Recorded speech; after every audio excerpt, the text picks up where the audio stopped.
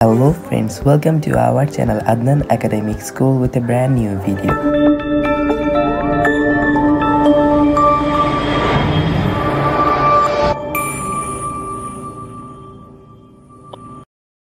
সুপ্রিয় শিক্ষার্থীরা, তোমরা জানো বর্তমানে আদনান একাডেমিক স্কুল এই ইউটিউব চ্যানেলটিতে ক্লাস 6 থেকে ক্লাস 8 পর্যন্ত সকল অ্যাসাইনমেন্টের টিউটোরিয়াল দেওয়া হয়। তারই ধারাবাহিকতায় আজকে আমরা সপ্তম শ্রেণীর পঞ্চম সপ্তাহের গণিত অ্যাসাইনমেন্টের টিউটোরিয়াল নিয়ে এসেছি। সুপ্রিয় শিক্ষার্থীরা, ভিডিওটি শুরু করার আগে তোমাদেরকে একটি কথা বলতে চাচ্ছি, তোমরা যারা আমাদের চ্যানেলটিকে এখনও সাবস্ক্রাইব করেনি আমাদের চ্যানেলটিকে অবশ্যই সাবস্ক্রাইব করবে এবং পাশে থাকা বেল আইকনে ক্লিক করবে সকল ভিডিও নোটিফিকেশন সবার আগে পাওয়ার জন্য। এবং অলরেডি এই চ্যানেলে সপ্তম শ্রেণীর পঞ্চম সপ্তাহের বিজ্ঞান অ্যাসাইনমেন্টটি আপলোড করা হয়েছে এবং কিছুক্ষণ পর সপ্তম শ্রেণীর ইসলাম শিক্ষা অ্যাসাইনমেন্টটি আপলোড করা হবে। পর ইসলামী ও নৈতিক শিক্ষায় সপ্তম শ্রেণীর পঞ্চম সপ্তাহের অ্যাসাইনমেন্টটি আপলোড করা হবে এবং অলরেডি ক্লাস 8-এর অ্যাসাইনমেন্টের বাংলা ভার্সনের সকল অ্যাসাইনমেন্টে আপলোড করা হয়েছে এবং আজকে রাতের মধ্যে ক্লাস 6-এর সকল অ্যাসাইনমেন্টে আপলোড করা হবে এবং কালকে আমরা ইংলিশ ভার্সনের অ্যাসাইনমেন্ট নিয়ে কাজ করে কালকে থেকে ইংলিশ ভার্সনের অ্যাসাইনমেন্টে আপলোড করা শুরু করব। সুপ্রিয় শিক্ষার্থীরা, বর্তমানে এই চ্যানেলটিতে সবার আগে তোমরা সকল অ্যাসাইনমেন্টের সলিউশনগুলো পেয়ে যাচ্ছ। তোমরা যদি উপকৃত হও অবশ্যই আমাদের চ্যানেলকে সাপোর্ট করো। সাইডে দেখতে পাচ্ছ অধ্যায় ও বিষয়বস্তু শিরোনাম, কোন কোন অধ্যায় থেকে আমাদের এই অ্যাসাইনমেন্টটি করা হয়েছে। দ্বিতীয়, তৃতীয় এবং ষষ্ঠ অধ্যায়, এই তিনটে অধ্যায় থেকে অ্যাসাইনমেন্টটি কোশ্চেনটি করা হয়েছে এবং ডান সাইডে মূল্যায়ন নির্দেশক অর্থাৎ অ্যাসাইনমেন্ট ক্রাইটেরিয়াটা আশা করি স্ক্রিনে দেখতে পাচ্ছ। অনুপাত লাভ ক্ষতির ধারণা ব্যবহার করে সমস্যার সমাধান করতে পারা। 2, বীজগণিতের ভগ্নাংশে যোগ বিয়োগ করতে পারা এবং সংক্ষিপ্ত প্রশ্নের ক্ষেত্রে পরিমাপের বিভিন্ন একক ব্যবহার করে পরিমাপ করতে পারা। আচ্ছা, আমরা 1 নম্বর সৃজনশীল প্রশ্নে কি বলা হয়েছে আমরা দেখি। কাপড় ব্যবসায়ী আমিন ও সজল যথাক্রমে 4 ঘন্টায় 50 কিলোমিটার ও 3 ঘন্টা এবং 52 1/2 কিলোমিটার পথ অতিক্রম করে নারায়ণগঞ্জে পৌঁছালো। ব্যবসায় তার এত টাকা বিনিয়োগ করে 10% লাভ পেলে লভ্যাংশের অনুপাতে ভাগ হলো। সুপ্রিয় শিক্ষার্থীরা, আচ্ছা আমরা ক নম্বর অ্যান্সারটা দেখি। আশা করি স্ক্রিনে দেখতে পাচ্ছ। এখানে 3/1/2 ঘন্টাকে আমরা আমি তোমাদেরকে প্রত্যেকটা কোশ্চেনের প্রত্যেকটা অঙ্কের অ্যান্সার আমি এত বিশদ আকারে ব্যাখ্যা না করে আমি তোমাদের কিছুটা বেসিক বলে আমি এগুলো দিতে চাচ্ছি, কারণ এখানে অনেকগুলো অঙ্ক আছে। তোমরা এগুলো থেকে তোমাদের ঠিকই অ্যাসাইনমেন্টটি ফিল আপ করতে পারো, উত্তরটি সম্পূর্ণ নির্ভুল আছে, তোমরা করতে পারো। কিন্তু আমি যদি তোমাদেরকে বিশদ আকারে বোঝাতে যাই ভিডিওটি খুবই বড় হয়ে যাবে, অনেক লেন্দি হয়ে যাবে, রাইট? দ্যাটস ওয়াই আমি তোমাদেরকে কিছুটা হলে বলে এরপর স্লাইডের মতো আরেকটাতে যেতে যাচ্ছি। আচ্ছা আমরা দেখি, একটু করে বুঝিয়ে যাচ্ছি। 3/1/2 একটা মিশ্র ভগ্নাংশ ছিল, এটাকে অপকৃত ভগ্নাংশ করেছি। 3 দুগুণে 6, 2, 6-এর সাথে 1 যোগ করলে 7, 2 নিচে ছিল 52 দুগুণে 104, 104-এর সাথে 1 যোগ করলে 105। অর্থাৎ সজল এত ঘন্টায় 7/2 ঘন্টায় অতিক্রম করে এত কিলোমিটার, 1 ঘন্টায় অতিক্রম করে কাটাকাটি করে ক্যালকুলেশন করে 15 কিলোমিটার। উত্তর, সজলের গতিবেগ ঘন্টায় 15 কিলোমিটার। আমরা খ নম্বর প্রশ্নটা দেখি। আমিন ও সজলের গতিবেগের অনুপাত বের করো।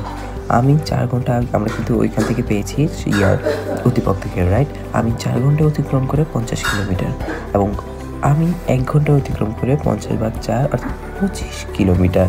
অর্থাৎ সজলের ভাগ 4 25/2 কিলোমিটার। আমিনের গতিবেগ ঘন্টায় 25/2 কিলোমিটার। সজলের গতিবেগ ঘন্টায় আমরা পেয়েছি 15 কিলোমিটার, যেটা আমরা পেয়েছি ক থেকে, মনে আছে তো? আমিন ও সজলের গতিবেগের অনুপাত আমরা এত এক দিয়ে ভাগ দিব, আমাদের অনুপাত এসেছে কাঙ্ক্ষিত অ্যান্সার 5:6। ও সজল প্রত্যেকে কত টাকা লভ্যাংশ পেয়েছে তার নির্ণয় করেছে। লভ্যাংশ তার লাভটা কত পেয়েছে তার নির্ণয় করতে বলেছে। এত টাকায় লাভ হয় 10 টাকা, 1 টাকায় লাভ হয় 10 টাকায় লাভ হয় এত টাকা।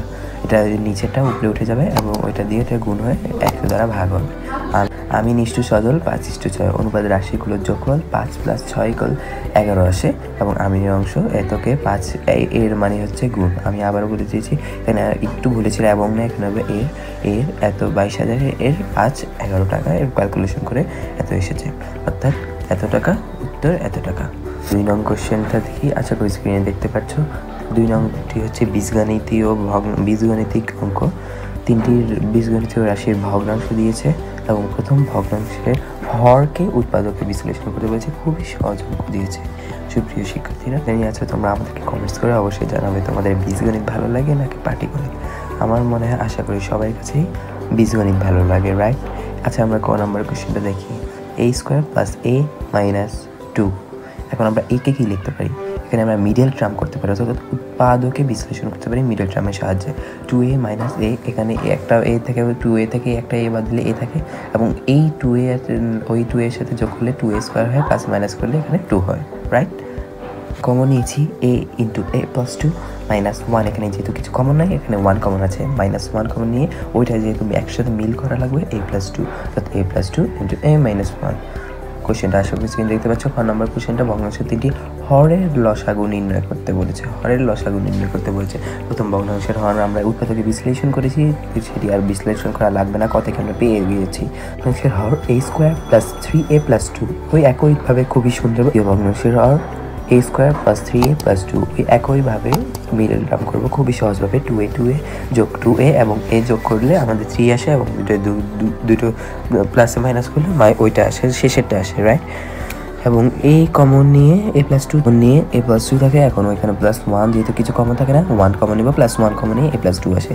এবং তৃতীয় ভগ্নাংশের ক্ষেত্রে a স্কোয়ার মাইনাস 1 স্কোয়ার করলে যেহেতু 1ই আসে, দ্যাটস ওয়াই আমরা a স্কোয়ার মাইনাস 1 স্কোয়ার অর্থাৎ স্কোয়ার মাইনাস b স্কোয়ারের সূত্র প্লাস a ইন্টু অর্থাৎ a plus 1 into a minus 1, হরগুলো লসাগু a প্লাস 2, অর্থাৎ এখানে লসাগুর ক্ষেত্রে দেখো এখানে উপরে কি কমন থাকে, উপরে a প্লাস 2 আছে, এখানে a প্লাস 2 আছে, আমরা এটা নিয়ে নিয়েছি, রাইট।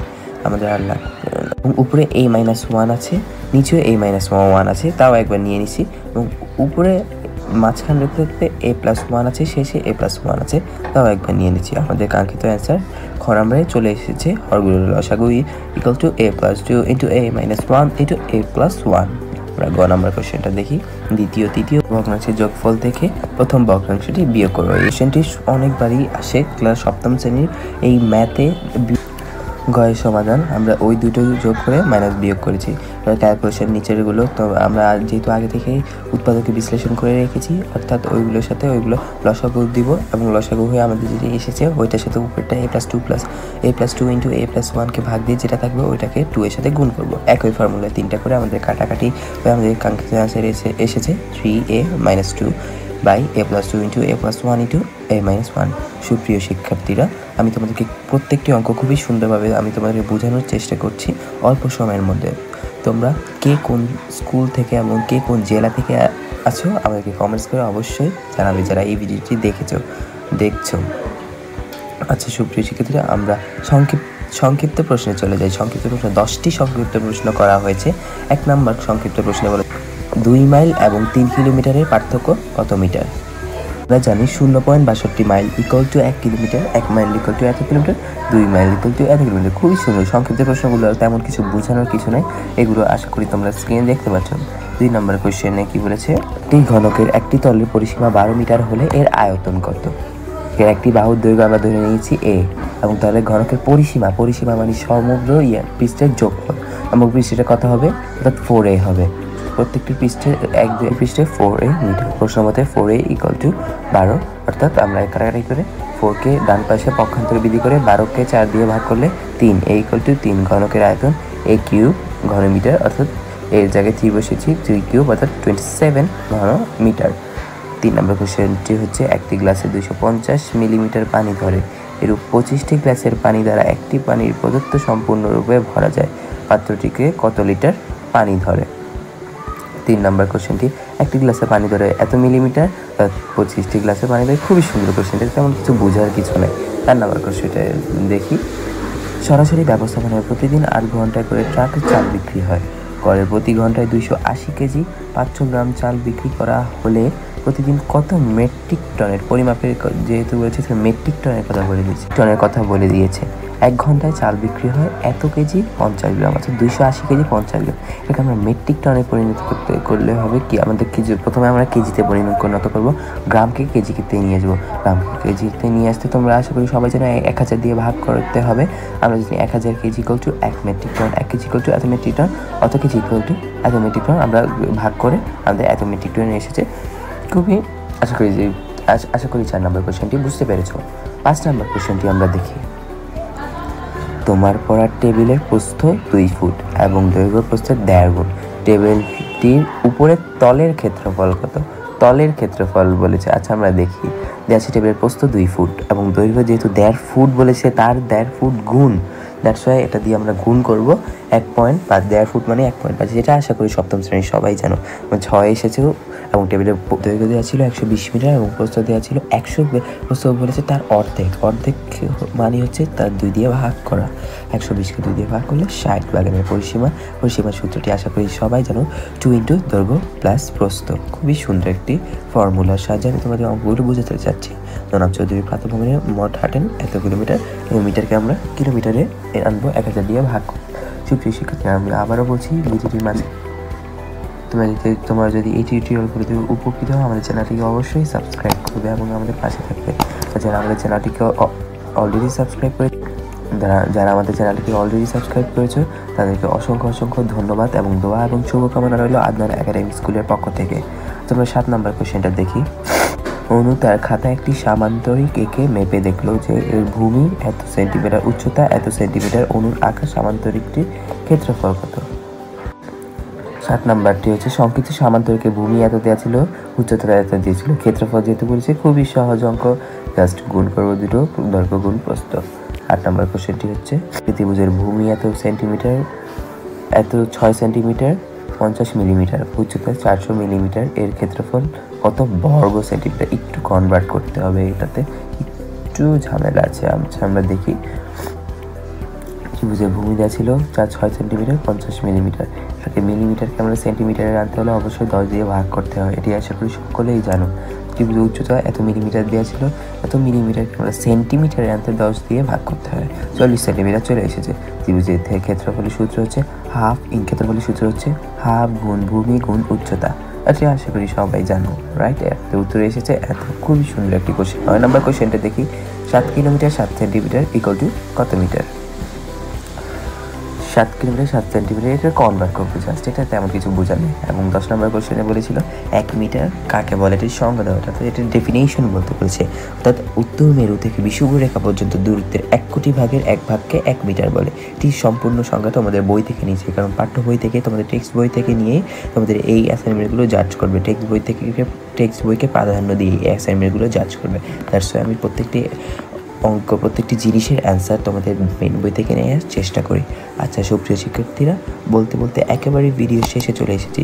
ভিডিও শেষে আমরা একটাই কথা বলতে চাচ্ছি, তোমরা যদি আমাদের এই টিউটোরিয়ালগুলো দেখে উপকৃত হও সুপ্রিয় শিক্ষার্থীরা, ও তোমার এই পুরো অ্যাসাইনমেন্টের সিজনেই তোমাদেরকে আমরা প্রত্যেকটি উইকের অ্যাসাইনমেন্টের সলিউশন দিয়ে এসেছি। ইনশাআল্লাহ 6 উইকের অ্যাসাইনমেন্টের টিউটোরিয়ালগুলো দিব ইনশাআল্লাহ করবে এবং তোমাদের বন্ধুদের সাথে অবশ্যই শেয়ার করবে। আচ্ছা সুপ্রিয় শিক্ষার্থীরা, আজ আর নয়, কিছুক্ষণ পর তোমাদের ইসলামিক ও নৈতিক শিক্ষা অ্যাসাইনমেন্টের টিউটোরিয়াল চলে আসবে। তোমরা আমাদের চ্যানেলের পাশেই থাকতে পারো। আচ্ছা সুপ্রিয় শিক্ষার্থীরা, আল্লাহ হাফিজ, বাই, আসসালামু আলাইকুম।